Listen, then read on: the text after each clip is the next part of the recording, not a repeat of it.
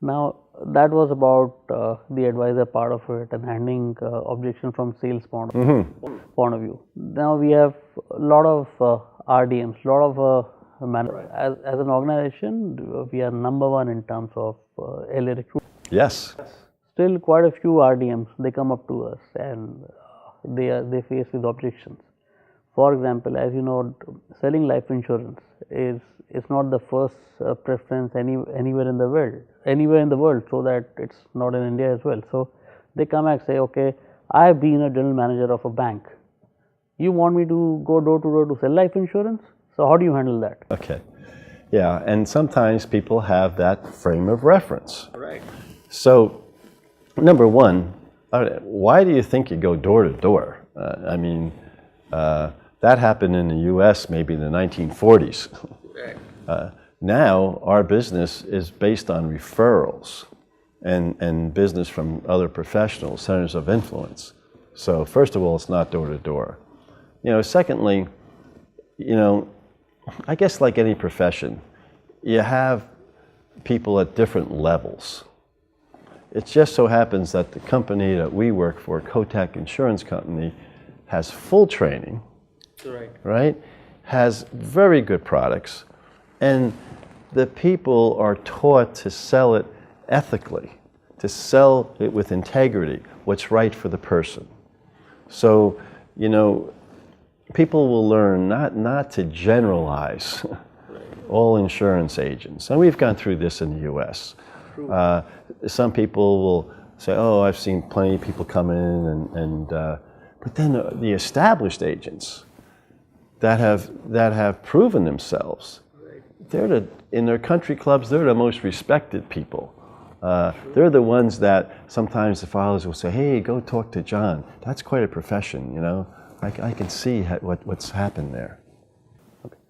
So as you're aware, John, we primarily recruit from the 4 major segments which we've identified for LA recruitment. And one of the segments is business owner segment.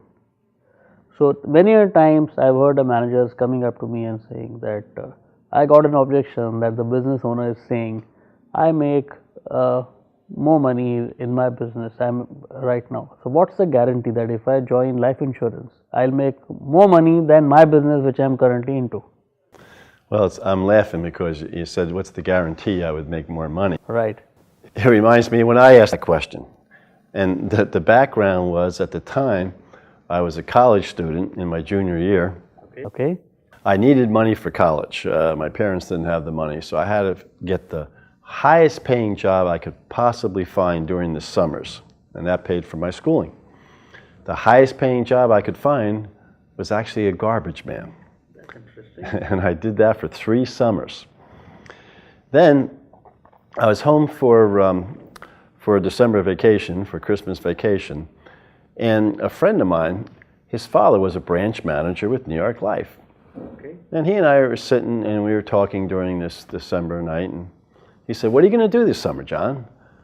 I said, well, I'd like to be a lifeguard, but I need the money, so I guess I'm going to go back to the garbage truck.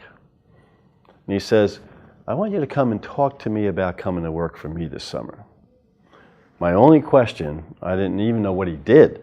My only question was, will I make more money? And his answer was, John, I can't guarantee you anything. Okay. But if you do what I think you can do, you're going to make triple.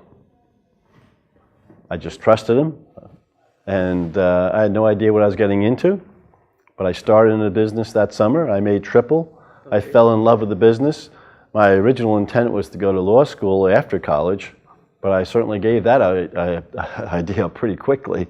And I look back now and say, phew, thank God. I just lucked into it. That's fantastic. Another objection which we face is, I have to invest X number of hours every day into my business, so I don't have time for training. It's interesting you put it that way. I have to invest X number of hours. Because we're talking about going into business for yourself. I always say it's not by yourself, but it's for yourself. And think about what happens when you go into a business for yourself. You've got to invest a lot more than hours. You've got to invest a lot of capital. Right. You don't have and you're on your own. And most businesses, I know in the US, 95% of new businesses don't make it. But in our case, you are going into business for yourself, I guess, but not by yourself, with a strong Kotak insurance company behind you for training, for products, and for support. And to me, that makes it a very, very attractive business adventure. Okay. Another objection is the image of an agent in India is not very prestigious. So why do you want to be an agent? Some people have an image like that. Right. And generally it's because they've seen people go into the business and fail. But when someone makes it in this business, they're thought of very highly in the community. Okay. And just like there's jokes about lawyers, because you have good lawyers and bad lawyers and so on. Yeah, that's the way it is in insurance. But when someone comes in and conducts themselves in the way that they're trained by Kotak Insurance Company, right, to work for the best interests of the clients, to be that cut above in training, and really be a professional, they make their own image. Another objection is, I don't know too many people who need life insurance. Who will buy from me? No matter how many people someone may know, they never have enough to make a career out of. So that's not what it's all about. That's not what it's all about. That's why the training from day one in Kotak is to learn how to get referrals. Right. And we'll get referrals as long as we conduct ourselves as a professional, as long as we look out for the best interests of that client, and as long as we conduct ourselves with the integrity, we're going to get referrals. And if we can truly get referrals, let's say we get 2 or 3 from each person that we sell, mathematically, we're never going to run out of prospects. Correct. Talking about referrals, I've heard many advisors saying, I asked a cousin of mine to give me names, but he said, I don't know anybody who needs life insurance. So how do you get referrals? Well, first of all, it's in how we ask. Okay. And the answer there was typical. I don't know anybody that needs life insurance. True. I'm in the life insurance business. At this moment, I don't know anybody that needs it. However, we do know quality individuals. And then we'll find out if they have a need or not. And that's the problem in the way a lot of times we ask for referrals. There's 2 reasons why someone doesn't give referrals. Reason number 1 is they're afraid that you're going to pester them and then they're going to get mad at them. Okay. Everybody knows that reason. They forget about reason number 2. Reason number 2 is because that person is thinking of someone who needs insurance. Correct. And they're afraid to give you the name of someone that they can't come up with that does, because they don't want to disappoint us. So we've got to let them know what the profile is that we're looking for. We're looking for quality people that meet a certain profile. Some of them we're going to get to see, some of them we're not. But we're asking them for introductions. You make it sound so easy. It's an easy business if we don't complicate it. Another one is, okay, I don't mind giving you a few names, but please don't take my name when you call them. And what's your objection to using your name? Is it because you think they're going to get mad at you for giving your name? Yes. Well, let me ask you this. What we've accomplished today, has this been of value to you? Maybe. Maybe? Come on. Tell me some things you liked about what we did today. What do you like about what we just purchased? I think I like talking to you. I like listening to you, the way you're handling objections. I really liked it. Okay. So you liked the process that we did. Correct. And so if you liked that process and you found it valuable, why wouldn't you want to introduce me to people that you care about that could also get that same value? Great. If a friend of yours came up to you today when we were just here talking, you would introduce me, wouldn't you? Yes, I would for sure. Would you be embarrassed to introduce me? Not at all. I don't think so. Okay. So it's the same. Even I would introduce you happily. that meet here a great financial planner. Right, because I would have earned that trust and that reputation. So another objection is, okay, I don't have time to sell insurance. However, I don't mind giving you a few names and you can go and talk to them on my behalf. Well, you say you don't have time to sell insurance. Right.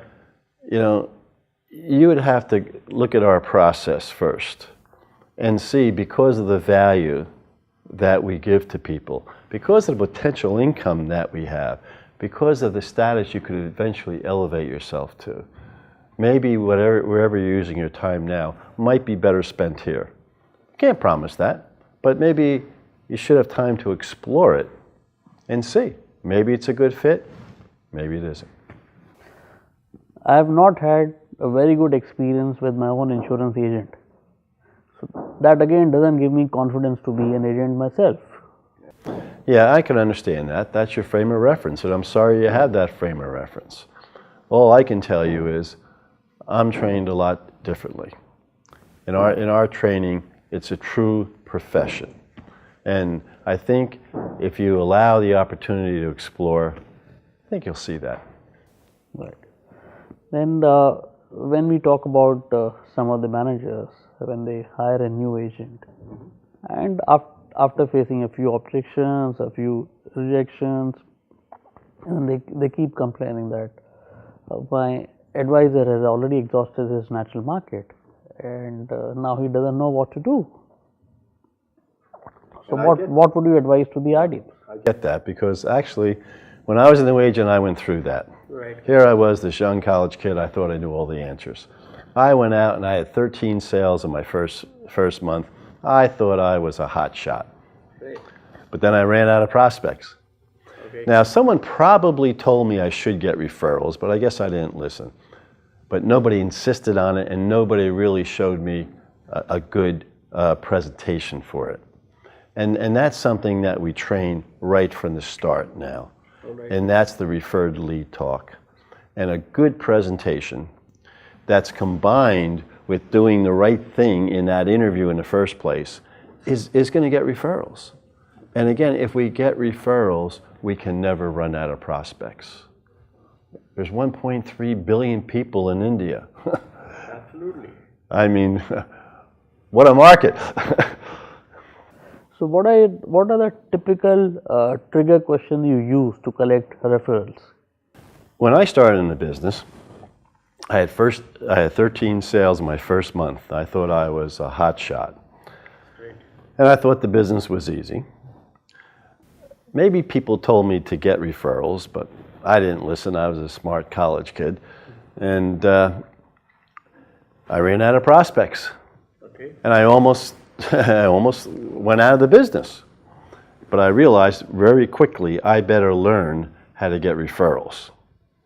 And of course, necessity is the mother of invention. I did. And that's how I survived. Today, I've been smart enough, and I know Kotak is smart enough, to train people right from the beginning in the referred lead talk. It's just as important as the sales presentation. It's probably more important than the sales presentation. True. Because if we're getting referrals right from the start, we're never going to run out of prospects. There's no reason to. That's fantastic. So to your mind, as we know, there are 4 habits which any successful advisor should have. They're talking about prospecting habit, calling habit, selling habit, and work habits. To your mind, why most of the agents fail? Due to which of these habits they fail, or lack of it do they fail? Well, I think they fail because they don't make the habit of doing the activities that you just said. Exactly. And because there's so much freedom and independence in the business, Correct. that freedom and independence can be a license to fail. It's the curse of the business as well as the blessing, as I always say. So that's why years ago I started the 25-point system, because that defines what a day's work is for a brand new agent. And they can get those points from either getting referrals, that's the highest value, 3, or They can get it from making calls. Even if the people say no to the appointment, it's still worth a point. So it's controllable. But the idea is to get a new agent in the habit of doing something about those 4 things you just said every day. And if they do that, they're going to be a winner. So which are the best sources to get names? The best sources to get names are referrals. And you know, that might sound like a flippant answer, but obviously it is. And I think today it's easier to get referrals than it ever has been in the past because of social media. Absolutely. You know, not only can I ask you for referrals and get them, but when you stop, when you feel you've given me all the people that you know, right? And then if I've done my homework, I've looked into your Facebook beforehand or your LinkedIn, I see who your friends are. I can see which ones meet the profile that I want to talk to. And I'll say, Manish, you know, I see that you're friends with Rakesh Bansal.